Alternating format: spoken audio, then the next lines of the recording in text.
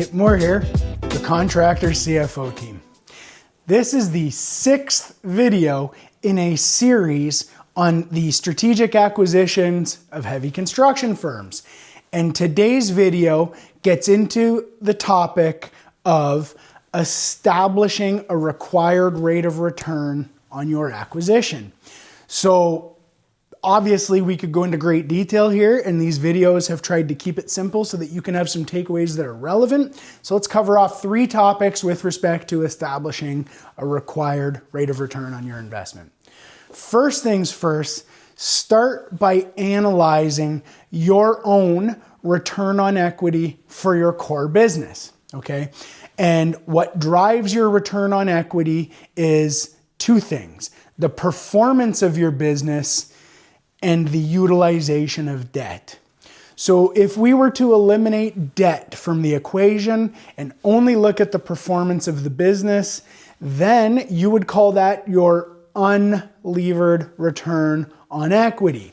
So that's it for that topic, because I don't want to get into the math, too complicated for a brief video. Second topic is to consider your overall weighted average cost of capital. So your return on equity that you just analyzed is part of that. Another part of that is the cost of the other sources of capital, keeping in mind that your debt has a tax deductibility on the interest payments. So you're looking at the after-tax cost of debt, and then you weight those out. So you know, if you're 50% debt, then you're 50% times your after-tax cost of debt, 50% times your return on equity gives you your weighted average cost of capital. And then the third point for today's video, again, trying to keep it fairly simple but give you some relevant takeaways, involves setting what I would call a hurdle rate. What do I mean by a hurdle rate?